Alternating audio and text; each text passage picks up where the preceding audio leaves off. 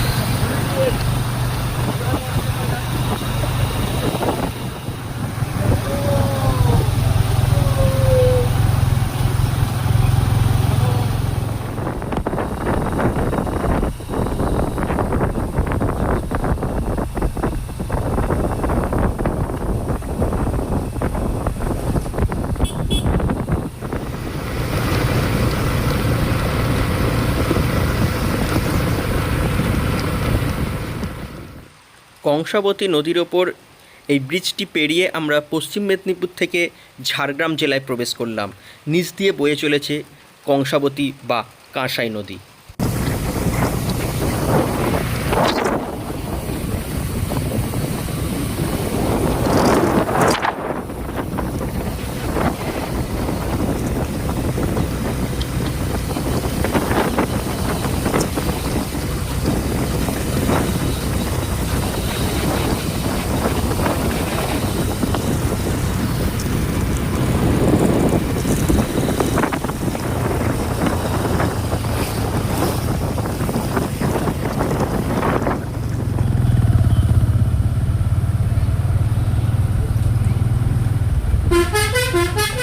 আমরা এখন দহিজুড়ি ক্রস করছি।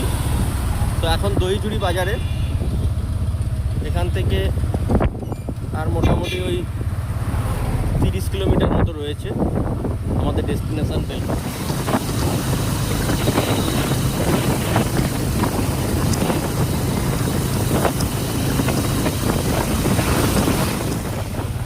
আমরা এখন ক্রস করছি বিনপুর বাজার।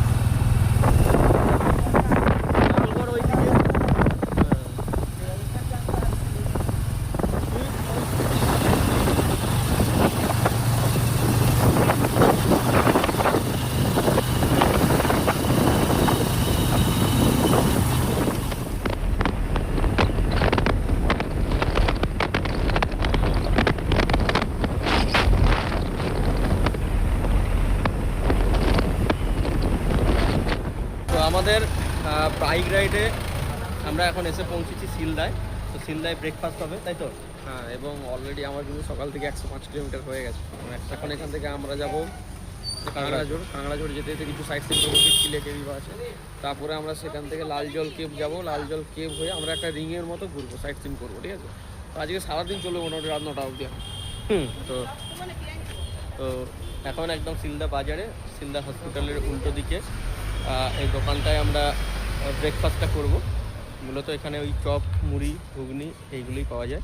তো এগুলো আমরা খেয়ে তারপর বেরিয়ে যাবো কাঁকড়া।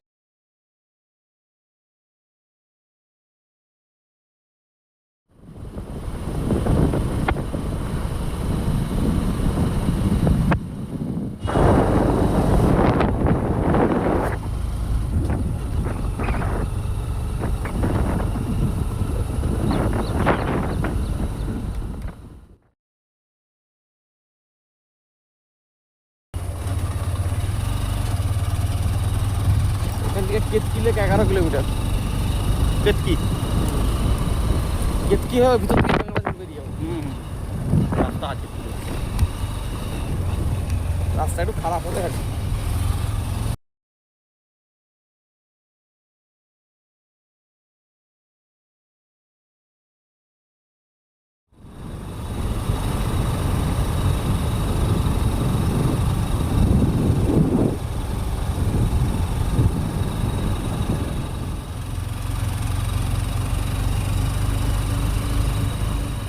আমরা আজকে আমাদের ফার্স্ট সাইট সিন অর্থাৎ ঢাঙ্গি কুসুমের সামনাসামনি এসে পৌঁছেছি। তো এরপর আমরা কেতকি লেক এগুলো দেখব। তো এখনো পর্যন্ত বেলপাহাড়ি বা এই যে কাঁকড়াঝোড়ের জঙ্গল এখনো অনেকটাই অফবিট। সেই অফবিট এলাকায় ঘুরে বেড়াচ্ছি আমরা আজকে সারাদিন।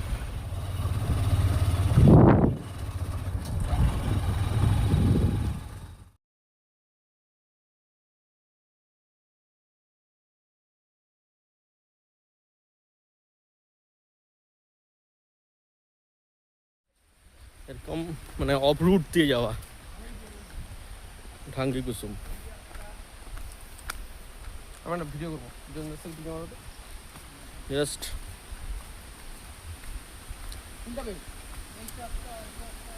ওখানে মাল্টিপল, এদিকে মাল্টিপল ওয়াটার ফল।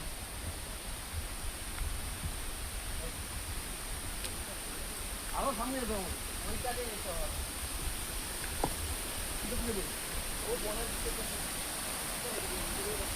ঢাঙ্গি কুসুম ওয়াটারফলস। জলের যে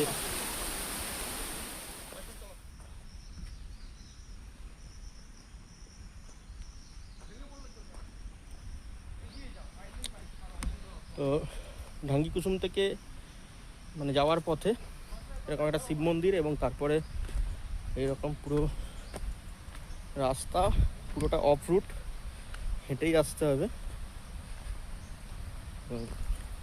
কোথাও খাড়াই, কোথাও উদরাই, কোথাও চড়াই, এইভাবেই রাস্তা রয়েছে।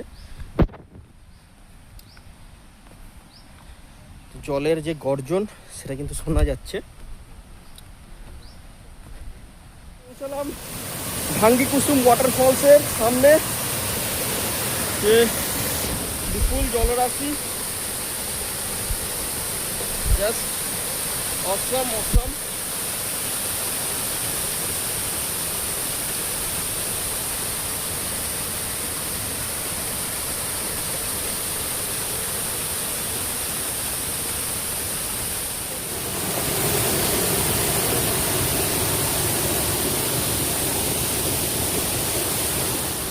দেখে আমরা এখন যাচ্ছি কেতকি লেকের উদ্দেশ্যে। মোটামুটি ওই 5-6 কিলোমিটারের মধ্যেই কেতকি লেক পড়ে, বাঁশপাহাড়ি হয়ে যেতে হয়।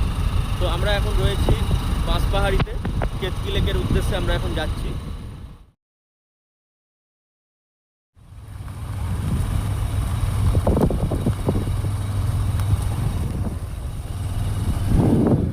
সেকেন্ড যে সাইট সিনিং প্লেস অর্থাৎ কেতকি লেক, সেই কেতকি লেকের সামনে এসে পৌঁছেছি। তো এই জায়গাটা মূলত অ্যাকচুয়ালি বেলপাহাড়ি বা বাঁশপাহাড়ি বা কাঁকড়াঝোড় এগুলো খুবই অফবিট জায়গা।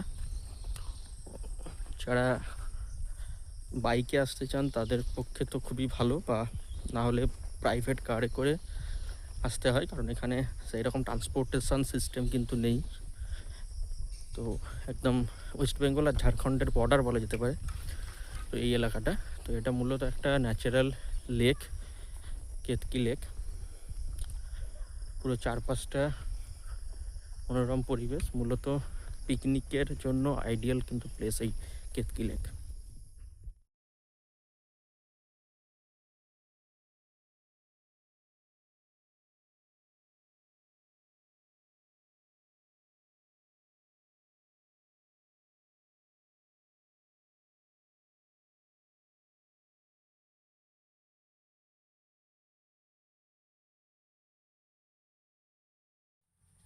আমরা রয়েছি কাঁকড়াঝোড়ের জঙ্গলে।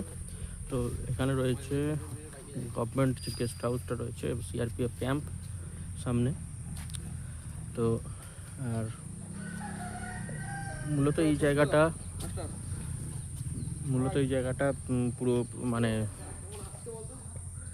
গভীর জঙ্গল বলা যেতে পারে এই এলাকাটা। তো সেই এলাকায় আমরা কিছুটা জঙ্গলটা আমরা ঘুরবো।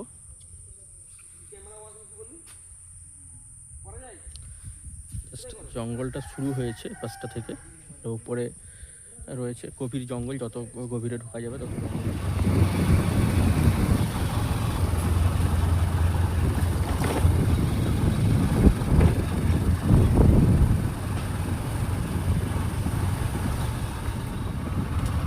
এই দিক দিয়ে 2 কিলোমিটার। আমরা এখন যাচ্ছি লাল জলের উদ্দেশ্যে, লাল জল গুহা, যেখানে প্রাচীন মানবের কঙ্কাল পাওয়া গেছিল, সেই বিখ্যাত লাল জল গুহা। যারা বেলপাহাড়ি আসেন বা ঝাড়গ্রাম বেলপাহাড়ি করেন তারা অবশ্যই এই লাল জল গুহার ভিজিট করেন। তো ওই টার্নিংটা থেকে প্রায় 2 কিলোমিটার মতো এরকম ঢালাই রাস্তা দিয়ে যেতে হবে।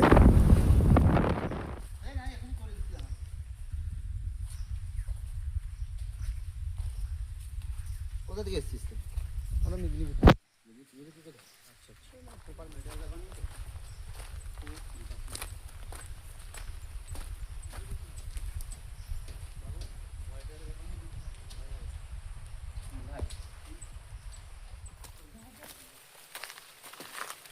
তো আমরা এখন লাল জল গুহা, তো মোটামুটি একটা ছোট ট্রেক মতো রয়েছে। তো এই ট্রেক করে পাহাড়ে উঠতে হবে। এরপর আর একটা অ্যাডভেঞ্চারাস জার্নি রয়েছে। এই যে একটা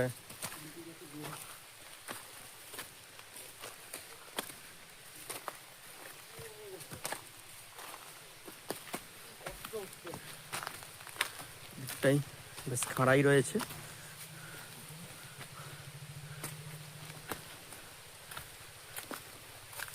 ছোট একটি মন্দির।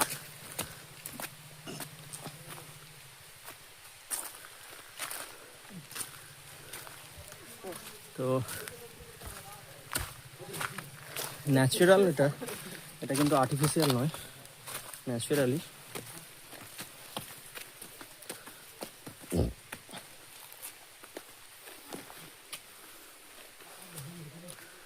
একটাই খাড়াই, বেশি ভাত খায়। যাওয়া যাক।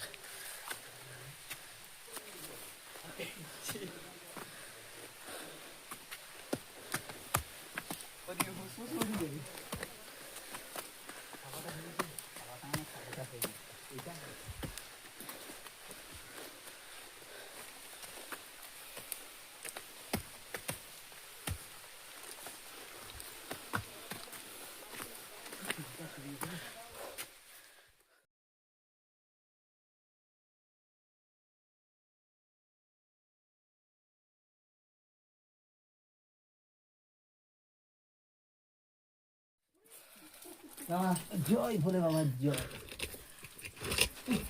বাবা ঢুকেছো? হ্যাঁ হ্যাঁ, হ্যাঁ ঢুকে গেছো? এটা আর্মি ট্রেনিং ওইটা। এই ভাই তোরা ঢুকে আমাকে এটা ধর। বাবা জয়, আমরা আপাতত গুহার ভেতরে লাইটে জ্বালুন। ওই প্রায় 10 ফুট মতো পুরো শুয়ে আমরা লাল জল গুহার ভেতরে ঢুকলাম। ঢুকে এই ধরনের শিবলিঙ্গ রয়েছে এবং এখানে নিত্য পুজো হয়, সেই সমস্ত উপকরণ লাল জল গুহার ভেতরে একদম। তো এই যে গুহার ভেতরে শিবলিঙ্গ, আর মহাদেবের দর্শন পেতে গেলে কিন্তু একটু কষ্ট করতে হবে। অবশ্যই মহাদেবের দর্শন পেতে গেলে তো কষ্ট করতেই হবে। এই যে এই যে মোটামুটি এই যে গুহার এন্ট্রান্সটা একটু দেখাবো। এই যে মানে শুয়ে শুয়ে ঢুকতে হবে আর কি, নাহলে কোনোভাবেই প্রসেস নাই। যাই হোক, তো এই হলো আসল জায়গা, আমাদের আজকের যে ট্রিপের সেরা জায়গা। শিব শম্ভু হর হর শিব শম্ভু হর হর মহাদেব শিব শম্ভু। লাল জল কেবে যারা আসতে চাইছেন অবশ্যই এইভাবেই কিন্তু আসতে হবে। যদি বাবা মহাদেবের ভোলে বাবা যদি দর্শন পেতে চান তাহলে কিন্তু এইভাবেই আসতে হবে। একদম এর কোনো বিকল্প নেই। না এটাই সেরা আমাদের ট্রিপের অ্যাডভেঞ্চার বলা যেতে পারে। একদম আস্তে বলা হয় মা এখানে আছেন এবং মায়ের কাছে বাবা এসেছিলেন। যে রাস্তাটা দিয়ে আপনারা ঢুকলেন বলা হয় যে বাবা ত্রিশূল দিয়ে ওটা বানিয়েছিলেন। ওটার আগে অন্য যেখানে ঢুকলেন গুহার ভিতরে আরেকটা রাস্তা আছে, সেটা আগে গুহার রাস্তা ছিল, এই রাস্তাটা বাবা বানিয়েছেন। আর জঙ্গলের ভিতরে এক জায়গায় বাবা যে এসেছিলেন যেখানে নন্দী দাঁড়িয়েছিল, নন্দীর পায়ের ছাপ আছে। আর এমনি ঐতিহাসিকরা বলে যে এটা গুহাটা হচ্ছে ওল্ড স্টোন এজের।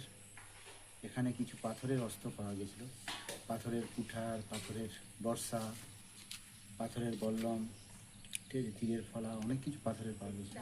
মানে আদিম মানবের এখানে একটা অস্তিত্ব ছিল। হ্যাঁ, তো এবার এই ঐতিহাসিকরা বলছে এটা প্রাচীন প্রস্তর যুগের। আবার গ্রাম্য বিশ্বাস বলা হচ্ছে এগুলো মা দুর্গার লোকশ্রুতি যেটা সাধারণত রয়েছে। তো লোকশ্রুতি ইতিহাস দুটো মিশে রয়েছে এখানে এরকম ইয়েতে। এর আগে আমার আগে একজন সাধক ছিলেন এখানে, রামস্বরূপ দেব শর্মা মহারাজ। উনি ওনার মধ্যে অলৌকিক কিছু ক্ষমতা ছিল। উনি বনের পশুদের মানে ওনার সঙ্গে সবসময় দুটো বাঘ থাকতো, একটা অজগর সাপ থাকতো, আর কিছুগুলো চন্দ্রবড়া সাপ থাকতো। এখনও চন্দ্রবড়া সাপগুলো আমাদের আশ্রমে থাকে। আচ্ছা। তো অজগরটা ঘোরাঘুরি করে, বাঘগুলো তো আর নেই। হুম। তবে এখনও মাঝে মাঝে কোনো সময় এখানে মন্দিরে কোনো অনিয়ম হলে বেলপাহাড়ি এখানে বাঘ বেড়ায়, যেটা গত 3-4 বছর আগে একবার শুনেছিল বেরিয়েছিল, যে বেলপাহাড়িতে বাঘ বেরিয়েছিল, ওটা এইখানেই। আচ্ছা। স্পটটা ছিল এটাই, বেলপাহাড়ি মন্দির।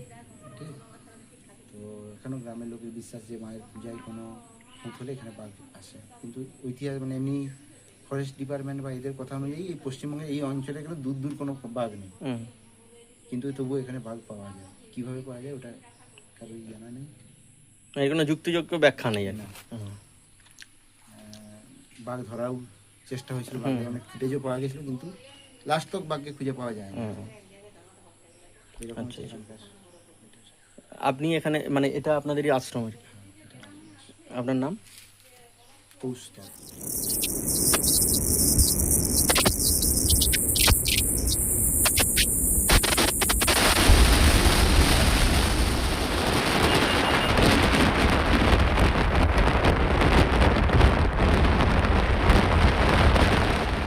তো এখন আমরা আছি ঘাগরা ওয়াটারফলসে।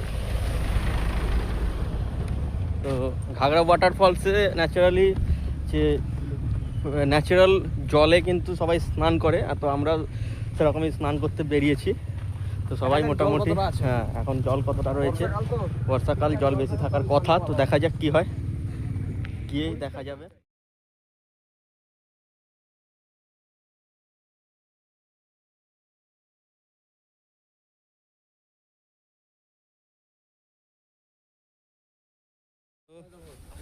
আমরা রয়েছি ঘাগড়াতে। এই যে মোটামুটি ওয়াটারফলস, আর এইগুলো ন্যাচারালি কিন্তু এগুলো পট হোল। ঘাগড়া জলপ্রপাত বিখ্যাত মূলত তার প্রবাহপথের পাথরের গায়ে ক্রমাগত ধাক্কা খেয়ে এই ধরনের অগভীর মন্থকূপ বা পটহোল সৃষ্টির জন্য। এছাড়া এই ঘাগড়া জলপ্রপাতে যে ঘোলাটের ধরনের জল দেখা যাচ্ছে, এটা মূলত অতিবৃষ্টির কারণে স্থানীয় অঞ্চল থেকে জল যুক্ত হয়ে এই জলপ্রপাতে পড়েছে, যার কারণে এই জলটি ঘোলাটে। যদিও স্নান করার ক্ষেত্রে কোনোরূপ কিন্তু অসুবিধা এই জলপ্রপাতে হবে না বা ঘোলাটে জলের জন্য হবে না। তো এই মোটামুটি ঘাগড়া ফেমাস ওয়াটারফলস বেলপাহাড়ির।